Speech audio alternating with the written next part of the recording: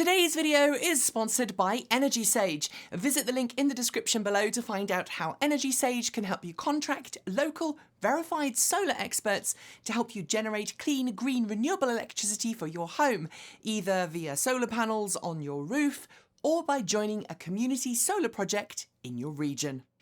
Despite an increasingly large number of irate people telling us in the comments, if you examine the total life carbon footprint of an electric vehicle, and then you compare it to an internal combustion engined one, either petrol or in fact diesel, the electric vehicle comes out as being cleaner and greener. That's because while making an electric car releases more carbon dioxide than making an internal combustion engine vehicle, due to the emissions associated with mining and refining the raw materials needed to make an EV's battery pack, electric vehicles are responsible for far fewer carbon emissions during their lifetime than ICE vehicles. And if you're curious as to when the crossover between the two happens, well, in Europe at least, it's about 50,000 miles, 77,000 kilometres if you use the current European grid mix. It's about 2/3 of that figure if you use renewable energy to charge your EV. And as I have covered, time and time again, if you own an EV of some sort as your primary form of transportation and you charge it up at home, charging your vehicle using renewable energy is pretty much a no-brainer if you actually want to do your bit to ensure your vehicle's carbon footprint is as small as possible. And by the way, you'll note I'm using the term electric vehicles here because it's not just electric cars. Electric motorcycles, bicycles, and micromobility choices like e-scooters all count. Basically, if they are your primary form of getting from point A to point B, then they are a prime candidate for using renewables to recharge. Of course, there are plenty of different ways to get your home powered using renewable electricity, from choosing a renewable energy plan from your local energy company to installing renewable energy generation at your home, or subscribing to a local community energy co-op. But while local energy company green power plans ensure that an equivalent amount of green energy is being fed into the grid to offset your personal energy consumption, it's often charged a premium over regular power rates, even though it has been substantially cheaper for some time for energy companies to generate electricity using renewable energy methods rather than burning fossil fuels. Which is why, about 18 months ago, my wife and I decided to invest in our own power generation by installing photovoltaic solar panels on the roof of our home. And so today, I am going to talk about the 5 reasons we are happy we went solar.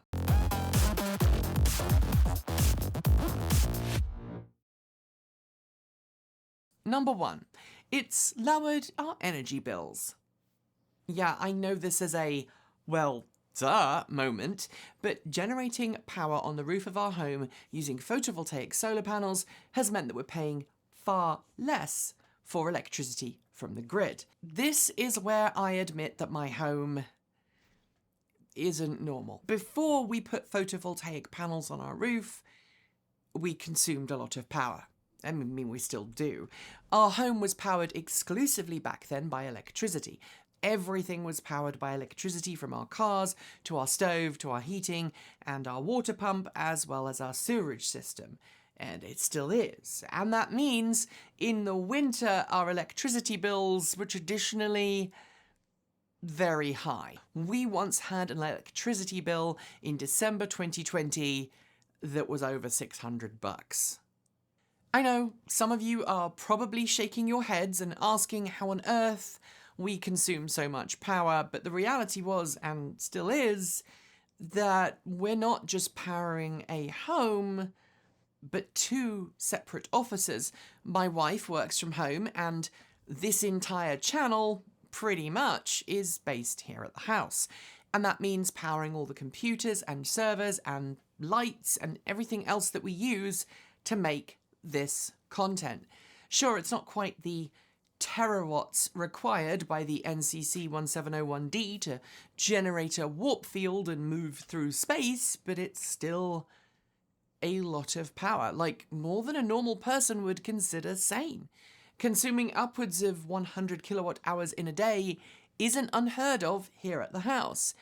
But then I am also guessing that most of you watching don't have upwards of a petabyte of combined hard drives sitting in a dark, cold closet, spinning away. Most people have skeletons or coming out stories for their closets. I have a closet with enough storage to store about 1/3 of the data held by the Library of Congress. I know. I have a problem. After installing our solar panels on our roof, we instantly noticed a massive drop in power consumption from the grid. Not quite the half we'd expected, but nevertheless more than the monthly payments for our solar panels. And don't worry, I'm going to go into all of that in a moment.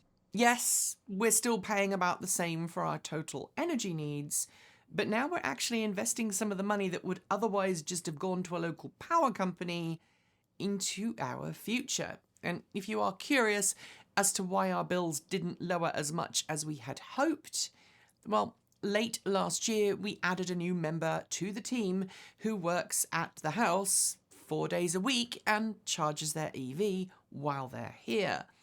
That not only means more power from charging EVs, but more computers on and powered during the day, more power consumption from the servers because we've had to upgrade them several times with more hard drives, and that means more power every day to make the business run.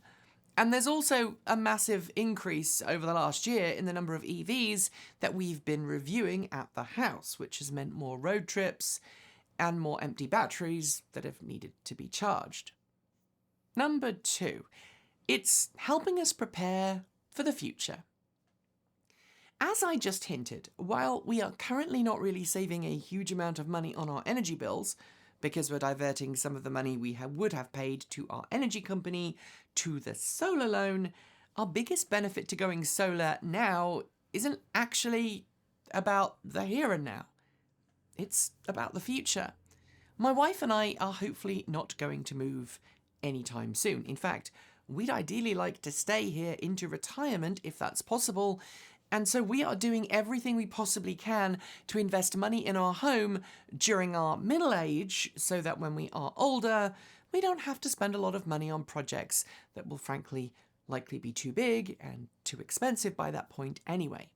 Our solar loan is such a thing. And it's a long loan. We've got a good interest rate and hopefully we will pay it off far earlier than the terms dictate.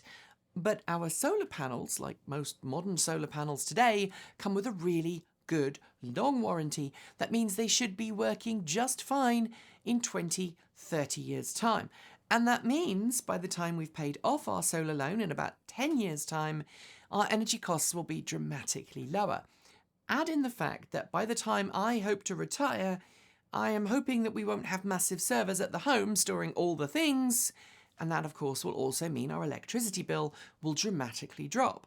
Being able to face my retirement with a negligible electricity bill is frankly a pretty good feeling, and I'm going to bet I may end up supplementing my solar panels with other renewable generation methods too, somewhere else on the property, so essentially, just like saving for retirement, making smart energy choices today can help us in the future. Reason number 3. The tax credits were pretty nice.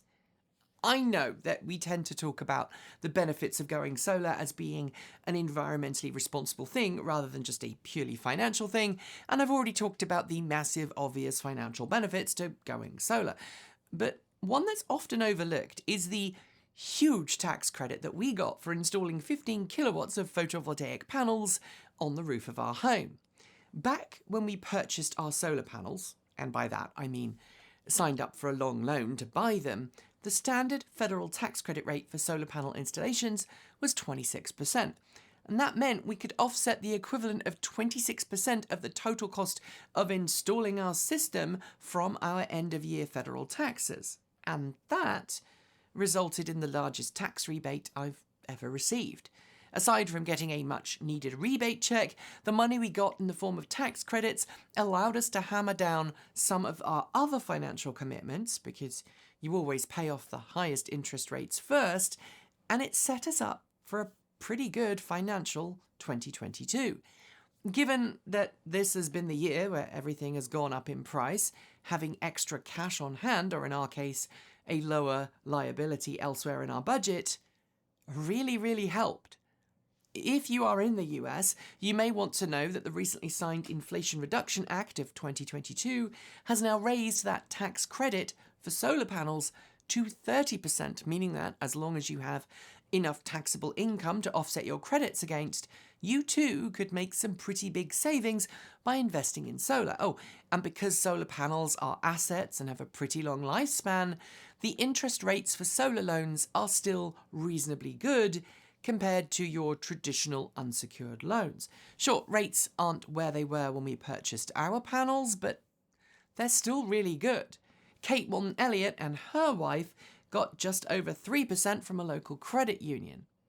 I'm going to get to the final two reasons in a moment, but first, let's talk about this video's sponsor, Energy Sage. Energy Sage is an online service in the US that helps homeowners connect with local verified solar installers who really know their stuff and can help you navigate the process of installing photovoltaic solar panels on the roof of your home, or indeed can help you join in a local community solar program. We used Energy Sage when we were looking for installers willing to help us put solar panels on the roof of our home, and our Energy Sage verified installers were professional, knowledgeable, and put us in touch with an amazing credit union to help us finance our solar panels for as low a monthly payment as possible. And with the US federal tax credit for solar panels now at a cracking 30%, now is the perfect time to plan solar for your home. Many Energy Sage installers are now planning out through the end of autumn and into winter, so if you'd like to get your solar system installed before the end of the year and be able to claim those tax credits in January, time really is running out. Follow the link in the description below to sign up for Energy Sage's free, no obligation service today. And if you do choose to use an Energy Sage installer for your solar project, we will get a small referral fee. So you'll be helping the channel too. Now I've told you about our video sponsors, let's look at those final two reasons we are happy we went solar. Reason number 4, it's given us more power flexibility. While our photovoltaic solar panels aren't able to operate off-grid when the power goes out, getting solar on our home has still helped us manage some flexibility for the future. Or rather, it's helped us put ourselves on a path where we may be able to power our home remotely from the grid in the future. Right now, our system doesn't have a battery backup option, but the company that makes our system's microinverters, Enphase, does also make battery backup systems that you can add to your home in a plug-and-play configuration if you have Enphase solar equipment. And if we had that, we'd be able to run our solar system when the grid is out. As I'm sure many of you know though, we are about to invest in a forward home integration system so that we can combat some of the usual intermittent power woes that just happen as a matter of course when you live out in the country, and that requires me to use my Ford F-150 Lightning to back up the house in an emergency. Again, the solar system we have right now isn't fully compatible with Ford's home integration system, but word on the street is that both companies are certainly looking to make some updates in the future that would make it possible to run your home solar system when the power goes out. I should also note here that the newest generation of microinverters on the market today from Enphase, which are newer than the microinverters we have, are capable of what's called grid forming. This means that if you pick the right microinverters, your solar panels can operate while the grid is down, assuming your system is well designed. And we could upgrade if we want in the future. It's just going to cost us about $8,000, which we don't want to do at this point. Reason number 5, generating your own power feels good. I know that earlier in the video I said our particular setup means that we're still consuming a fair amount of energy from the local grid, but it still feels good knowing that at least some of the energy we're using in our home comes from power we've generated from the sun hitting the roof of our home. It feels really good.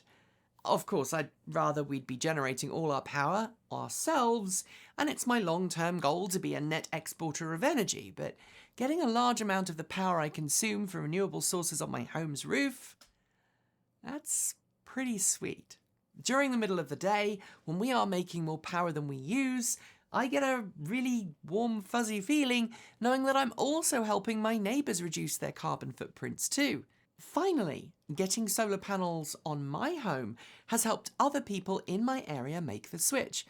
I've lost count of the number of people who've dropped by to ask about our solar system, and several of them have gone on to get solar of their own. As is often the case, there's a lot to be said for talking firsthand to people who have done the thing you want to do, and in the case of solar panels, that certainly appears to be happening. Have you made the switch to solar or other renewable energy generation at your home? What was it like? And what are the reasons you're glad you did it? Share your experiences below. That's it for today. If you liked the video, be sure to give it a thumbs up and don't forget to leave your thoughts below or in our free to join Discord chat room. There are links in the video description. And if you really liked today's video, why not leave us a super thanks? It's easy to do and everything you send goes towards helping us make great content.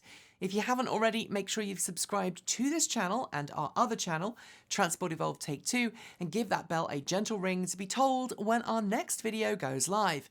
And of course, thanks to our video sponsors, Energy Sage. Check them out at the link in the description. Thanks on behalf of the entire crew go out to everyone who makes this channel possible. That includes everyone who supports us on Patreon and YouTube, as well as those of you who watch and share our videos. If you are a supporter at the charged up level, you'll see your name right here on my right. And if you have just joined and your name isn't showing, don't worry. We render that list every week or so, but sometimes our videos are produced a week or so in advance. Thanks to our self-driving tier supporters, Mike Weeder, Patrick Boyarski, Chris Maxwell, Brian Newton, Michael Goad, Bennett Elder, Andrew Martin, Pedro Mur Pinheiro, Brophy Wolf, Chris and Michael Johnson, Tazza in the Gong, Dan Blair, Peter Dillinger, Gordon C., Stephen O'Donoghue, Carl Hodgson, Anthony Coates, Regine Vellos, Denny Hyde, Chris Ascenta and Jim Burness, and of course, super out of this world support to our Starman supporters, Andrew Glenn, Anonymous Freak, JP Fagerback, Joe Bresney, John Lyons, Rory Litwin, Kevin Burrowbridge, Laura Reynolds, Marcel Ward, Matthew Drobnak, Paul Conway, Reggie Watts, Will Graylin, and of course, Ian. If you'd like to be part of that amazing list, you can join Patreon at the link below, hit the join button to support us on YouTube, or show us your support through Bitcoin, Ko-fi, or our cool swag store. And if you are unable to support us financially, please know that watching and interacting with the video, as well as sharing it with your friends, really makes a massive difference to how well our videos perform. Thanks for joining me, and as always, keep evolving!